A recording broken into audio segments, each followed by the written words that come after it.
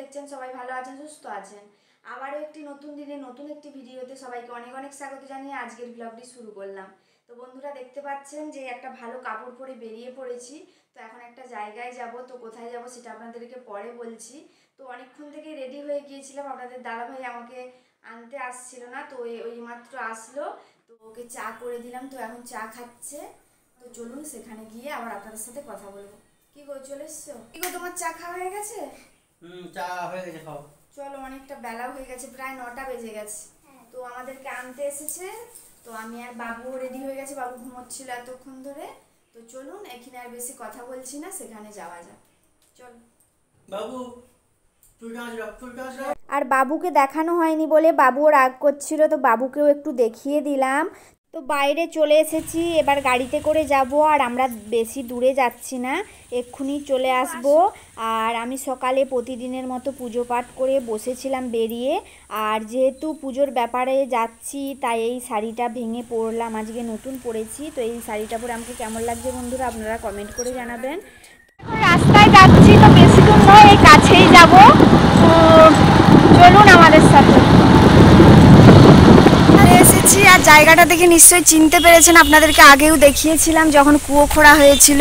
তো দিদিভাইদের আজ ভিত পুজো হচ্ছে, তাই সেই জন্য সেখানকে এসেছি, এখন পুজো হচ্ছে। তো আমি, বাবু আর ওর বাবা অনেকক্ষণ আগেই চলে এসেছিল, তো দিদিভাইরাও আছে। তো চলুন একটু নেমে মাঠেই তো হচ্ছে, আর এখানে যা রোদ, তো চলুন রাস্তায় মানে মাঠে নেমে তারপর আপনাদের সাথে আবার। তো এক লাফে দেখুন মাঠে নেমে পড়লাম। তো মাঠটা নিচু আর রাস্তাটা অনেকটাই উঁচু, তাই সবাইরই নামতে একটু অসুবিধা হচ্ছে। পরে যখন বাড়ি হয়ে যাবে তখন নিশ্চয়ই কিছু না কিছু সিঁড়ি করে দেবে। তো যাই হোক, এই দেখুন আমি হাঁটতে হাঁটতে যাচ্ছি, আর আপনাদের সাথে মানে ভিত পুজো এখানে হচ্ছে আপনাদেরকে একটু দেখাচ্ছি। তো বাবুন ঠাকুর অনেক সকালবেলায় চলে এসেছে, এখন প্রায় 9:30 বাজতে যায়, আর বাবুন ঠাকুর প্রায় 7:30টার দিক করে চলে এসেছে। আর এই যে এখানে ভিত পুজো হচ্ছে আপনাদেরকে দেখালাম, আর জামাইবু পুজোতেও বসে পড়েছে। আর এই ভিডিওটা আমি কয়েকদিন পরে আপনাদের সাথে শেয়ার করছি। ভিত পুজো হয়েছিল 5ই আষাঢ় বুধবার, মানে রথের পরের দিন। আর আমি আজ ভিডিওটা আপনাদের সাথে শেয়ার করছি, আপনারা দেখতে পাচ্ছেন। আর আমরা এখানে দাঁড়িয়ে আছি, আর এত রোদ খাঁ করছে, মানে মাঠের মাঝখানে এরকম পুজোটা হচ্ছে, আমরা এখন দাঁড়িয়ে দেখছি। চারিপাশে কোনো গাছ নেই, ছাওয়ায় যে বসবো একটু, তো তবুও এর মধ্যেই বলি বাতাস দিচ্ছে বলে তবু আমরা এখানে দাঁড়িয়ে আছি। তো ভালো লাগছে, মাঝে মধ্যে একটু বাতাসটা গায়ে এসে লাগছে।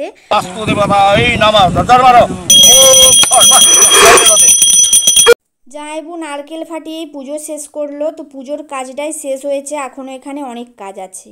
তো যে কথাটা বলতে বলতে আবার অন্য প্রসঙ্গে চলে গেলাম। এখানে এতই বাতাস, মানে মাঠের মাঝখানে ঘর হবে, চারিপাশটা ফাঁকা, তো প্রচুর বাতাস লাগছে, তো ভালো লাগছে, চারিপাশটা দেখতেও ভালো লাগছে। তো আর দেখুন এই যে মাঠে বাতাস দিচ্ছে বলে প্রদীপটাকে কীরকম চারিপাশ দিয়ে ইঁট দিয়ে, মানে যাতে বাতাসটা না লেগে প্রদীপটা নিভে যায়, তো সেই জন্য এইরকমভাবে প্রদীপটা রাখা হয়েছে। তো আমাদের অনুষ্কাও এসেছে, অনুষ্কা স্কুল থেকে এসেছে, আর দিদিও এসেছে। তো আমি আর দিদি বসে আছি, আর বাবু তো দুষ্টুমি করেই চলেছে। আর দিদিভাই আবার একটু গিয়েছিল তার বাড়িতে, মানে তার শ্বশুর বাড়িতে। তো সেখানে কয়েকটা জিনিস, মানে ঠাকুরের ফুল টুল কতগুলো জিনিস, ডাব, এগুলো সব রয়ে গিয়েছিল, তো সেগুলো আনতে গিয়েছিল। তো দিদিভাই আবার চলে আসলো, আর দিদিভাই আর জামাইবু এখন দেখতে পেয়েছেন অঞ্জলি দিচ্ছে। আর কি বলুন তো, আগের দিন সমস্ত কিছু জোগাড় করা থাকলেও কিছু জিনিস আমাদের বাড়িতে ছিল, কিছু জিনিস দিদিভাইদের বাড়িতে ছিল। তো সকালে এখানে সমস্ত কিছু নিয়ে আসা হয়েছে, আর সেই জন্য কিছু জিনিস আনতে হয়তো ভুলও হয়ে গিয়েছে। এখন ঠাকুরমশাই যখন বলছে যে এই জিনিসটা কোথায় পাচ্ছি না, তো তখন আবার ছুটে গিয়ে সেই জিনিসটা আনা হচ্ছে। তো এই করে অনেকটা সময় লাগছে আমাদের। আর এখানে দেখুন মিস্ত্রি, মানে রাজমিস্ত্রি সিমেন্ট মাখাচ্ছে, আর এখানে দেখুন বাবু দুষ্টুমি করেই যাচ্ছে, মানে ও যে এই যে মাপ করা আছে দড়ি দিয়ে, মানে সুতো দিয়ে, ও কী করছে সুতোগুলোকে টপকাচ্ছে, তোকে বারণ করছেও শুনছে না। মাঠে শক্ত মাটি, তো পড়ে গেলে লেগে যাবে, তো কারো কথা শুনতে চাইছে না। আর এখানে দেখুন পুষ্পাঞ্জলি এখন শেষের দিকে।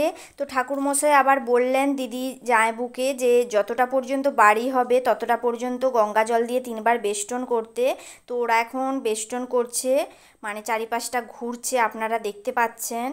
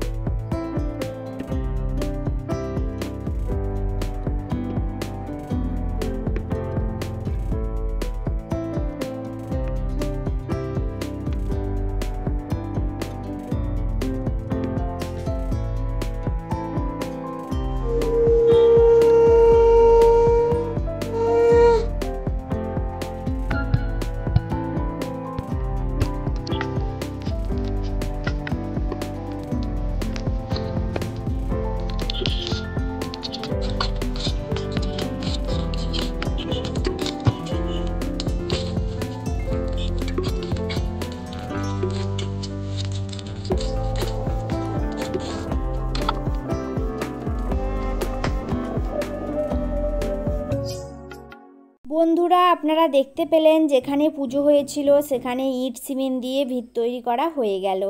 এইভাবেই দিদিভাইদের ভিত পুজো হয়ে গেল আজ। আর দিদি জামাইবুর সাথে ভাগ্নিরা আসতে পারেনি, কারণ ছোটো ভাগ্নির পড়াশোনা আছে। ভাগ্নিরা আসলে ভালো লাগতো, তো ছোটো ভাগ্নিও দিদির কাছেই আছে। তো টিফিনগুলো সাজানো হয়ে গেছে আর ঠাকুরমশাইকে এখন মিষ্টি জল দিচ্ছি। আর এখানে যারা যারা আছে সবাইকে মিষ্টি দেয়া হবে। আর আমরা এখানে সবাই মিলে আছি, বেশ আনন্দ হচ্ছে।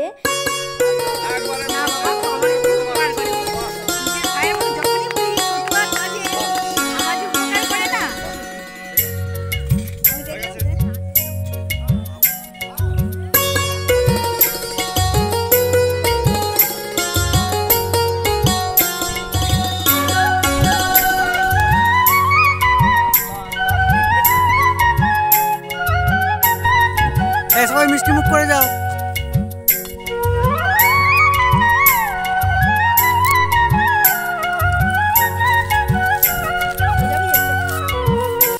আজ আমাদের মর্নিং টিফিনটা মাঠেই হয়ে গেল। টিফিনে ছিল সিঙ্গাড়া, মিষ্টি আর পুজোর প্রসাদ। তো আমিও খাচ্ছি আর দিদিভাইদেরকেও বললাম যে তোমরাও খেয়ে নাও।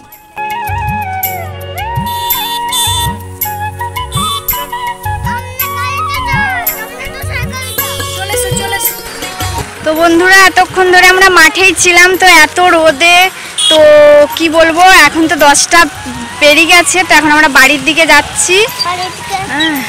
আচ্ছা বাড়ির দিকে যাচ্ছি না।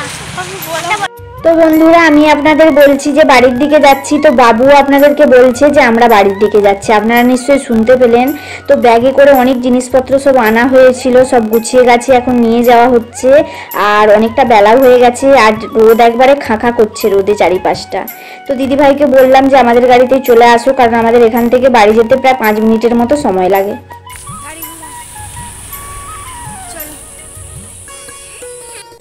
আমরা এখন বাড়ি চলে আসছি। দিদিদের নতুন বাড়ির ভিত পুজো আপনাদের কেমন লাগলো সবাই কমেন্ট করে জানাবেন।